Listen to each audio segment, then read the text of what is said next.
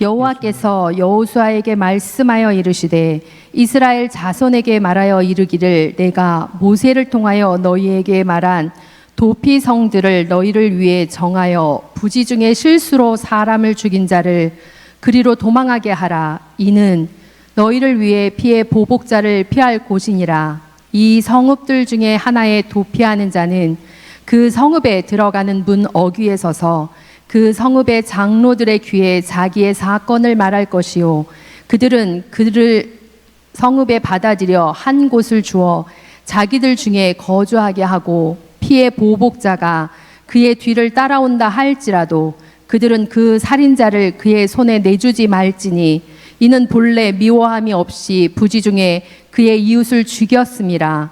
그 살인자는 회중 앞에 서서 재판을 받기까지 또는 그 당시 대제사장이 죽기까지 그 성읍에 거주하다가 그 후에 그 살인자는 그 성읍 곧 자기가 도망하여 나온 자기 성읍 자기 집으로 돌아갈지니라 하라 하시니라. 아멘.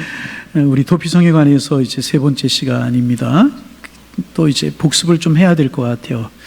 이스라엘 백성들이 가나안 정복 전쟁을 다 수행을 했습니다. 그리고 이제 기업 분배를 하는 거예요. 유다 지파는 여기에 살아라, 베냐민 지파는 여기에 살아라, 므낫세 지파는 여기 살아라. 이제 그렇게 다 기업을 분배했어요.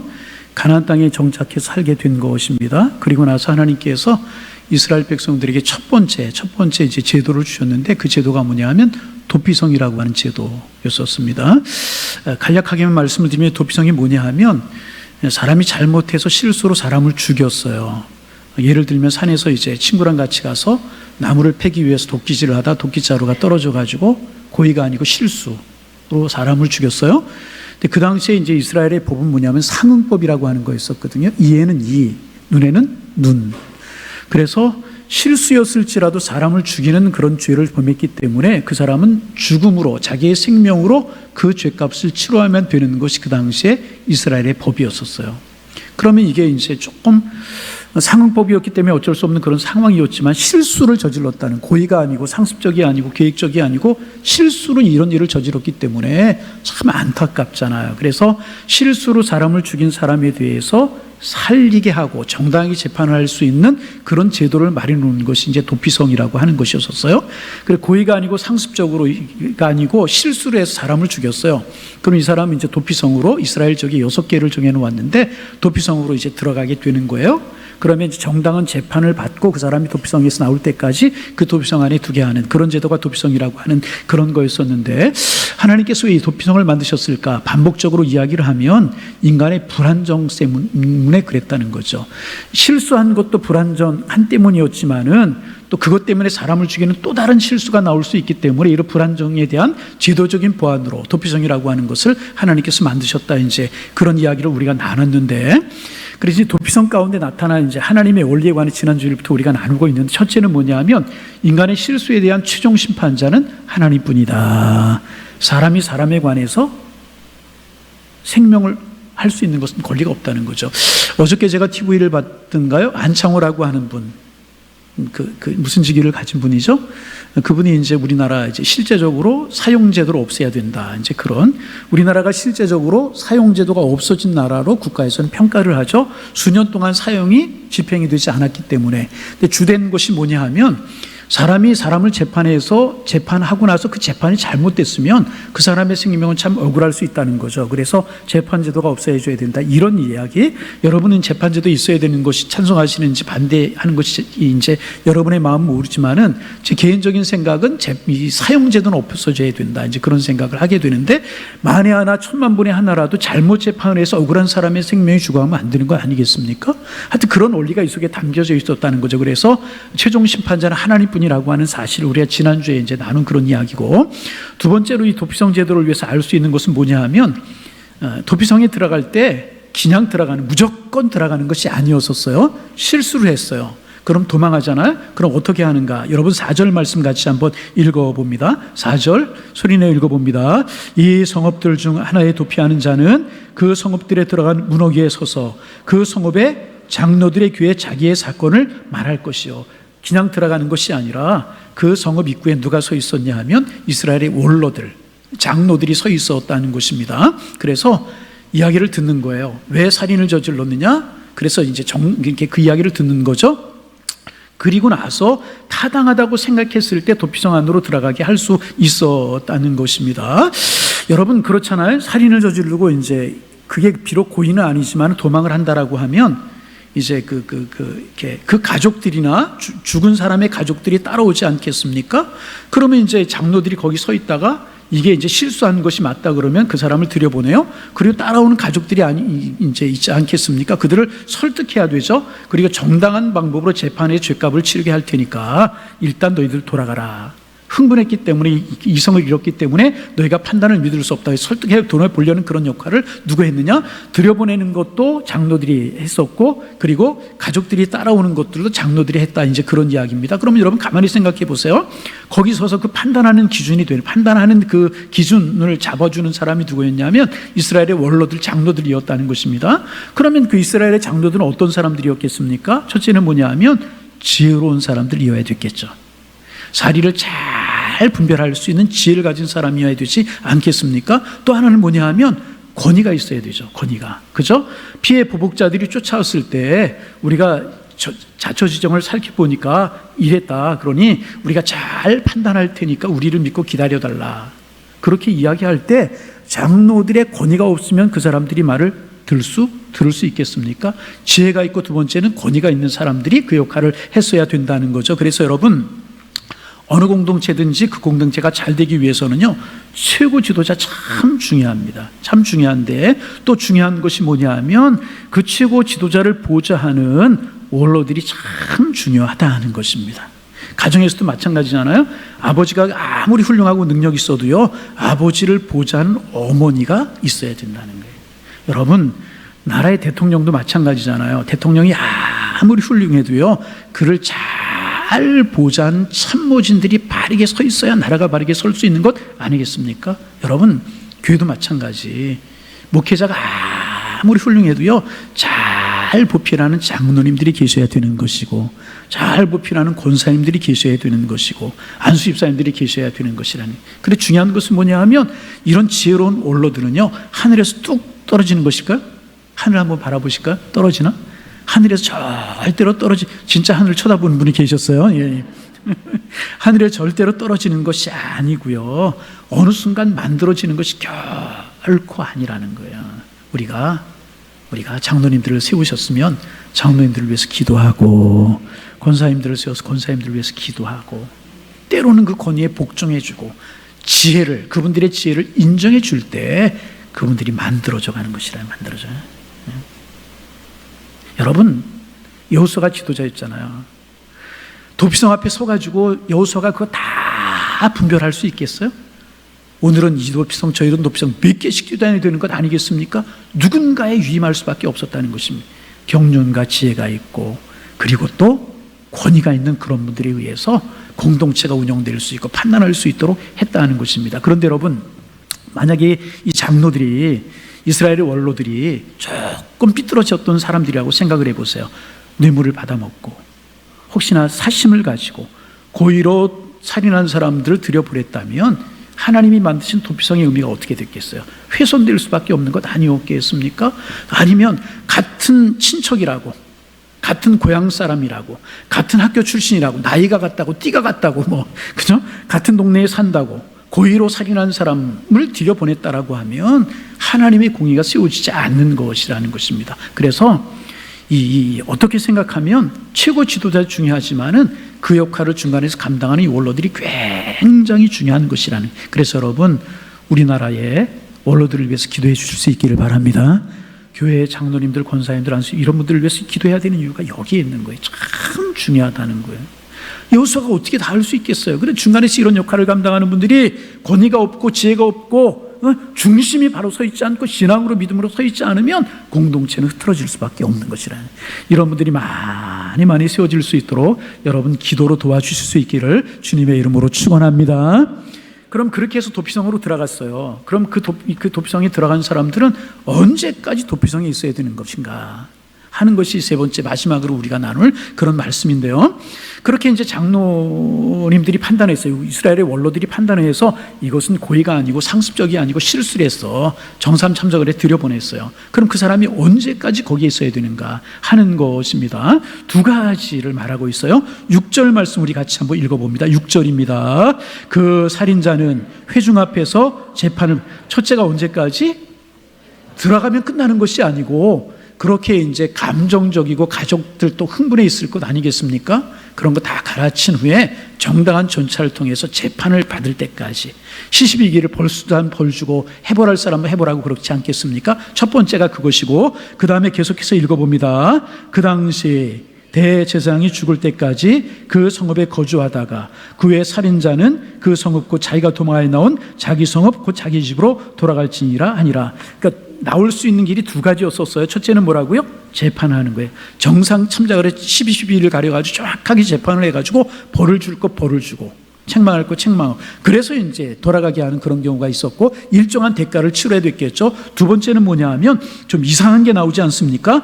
그 당시 이 사람이 도피성으로 들어갈 때의 대제사장, 그 대제사장이 어떻게 할 때까지? 죽을 때까지 성읍에 거주하다가 그 제사장이 죽으면 어떻게 하는 거예요? 자기 성읍 자기 집으로 돌아가라, 그렇게 되어 있었어요. 그럼 여러분 이상하잖아요. 재판을 해서 내보내는 것은 우리가 합리적으로 이해할 수 있잖아요. 그런데 경중을 따라 정황을 따라 재판하고 돌려보내는 것 타당한 거라고 생각할 수 있잖아요. 그런데 두 번째는 이해가 잘 안 가요. 대제사장이 죽으면 모든 것이 끝난다, 재판 없이 무조건 자기의 자리에 돌아가라는 거예요. 이거 좀 이상하지 않습니까? 첫 번째는 합리적이에요. 두 번째는 잘 이해가 되지 않아요. 어떻게 대상이 죽으면 죄가 사해지고 돌아갈 수 있는가? 그렇잖아요.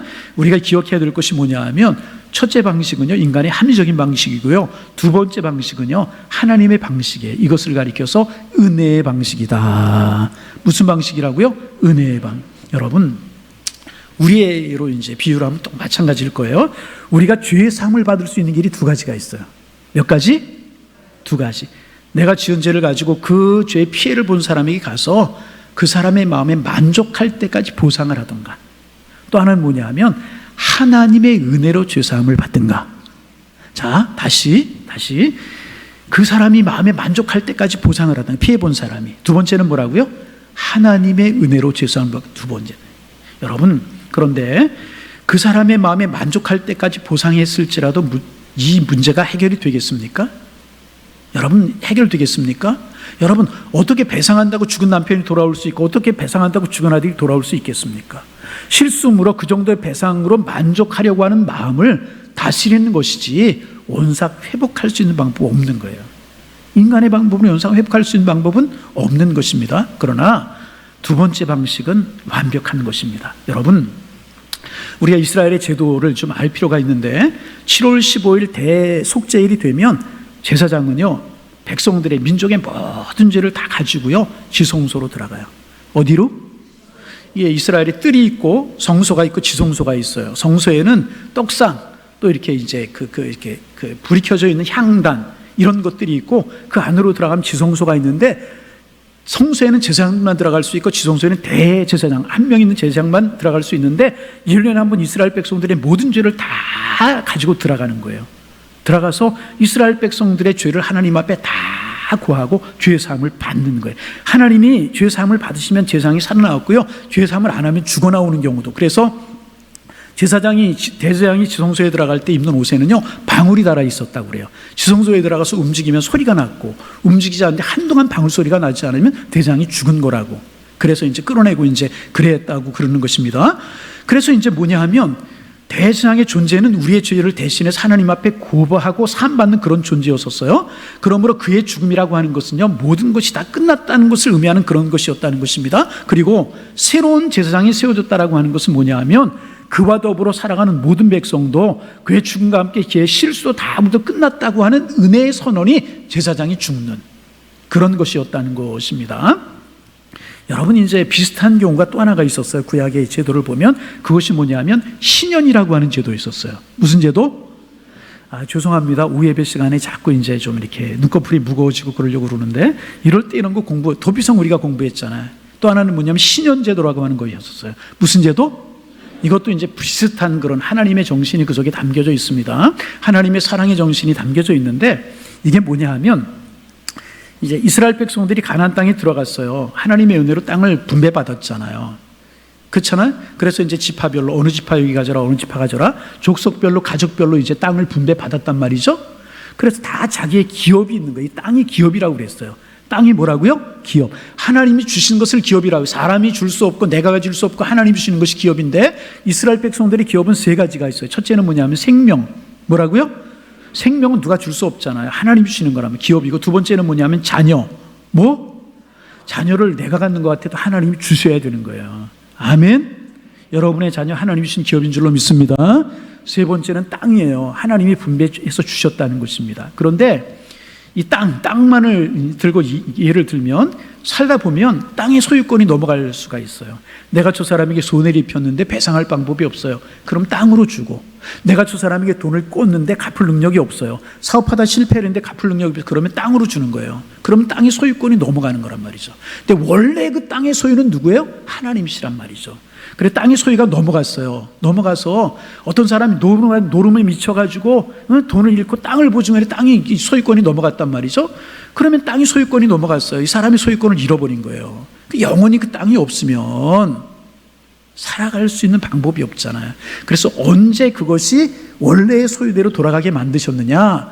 7번의 안식년이 지나간 다음, 그러니까 안식년이 7년에 한 번씩이잖아요. 그래서 그 안식년이 7번째 돌아온 그 다음 해, 그러니까 몇 년째? 이게 계산이 잘 안 돼. 가만히. 자, 7년마다 안식년이 돌아온다고 그랬어요. 안식년이 7번 돌아온 그 다음 해, 그러니까 몇 년째? 50년이 되는 해는 신년이라고 그랬어요. 신년. 그래서 그때는 뭐냐 하면 어떤 이유로든지 땅의 소유가 다른 사람에게 넘어갔을지라도 그 해만 되면 자기의 소유로 돌려주는, 하나님의 은혜를 선포하는. 그때는 뭐냐 하면 땅만 돌아가는 것이 아니고 어떤 일을 다른 사람에게 이제 손해를 끼쳐가지고 갚을 능력이 없어서 내 자녀를 노예로 줬단 말이죠. 경제적인 손해를 끼쳐서 갚을 능력이 없어서 내 식구들을 노예로 이제 만들었단 말이죠. 그러면 그 노예도 이 신년이 되면 자기의 원래 소유로 돌아가 자유를 얻게 되는 하나의 예외가 있었어요. 나 주인이 너무 좋고 여기 사는 게 너무 좋다. 그래서 나 내 집으로 안 돌아가렵니다. 그러면 어떤 의식을 하냐 하면 문지방에 데려가서 귀를 뚫는 거예요. 귀를. 어디를 뚫어요? 귀 뚫는 여자분들 잘 생각해 보세요. 이게 뭐냐요?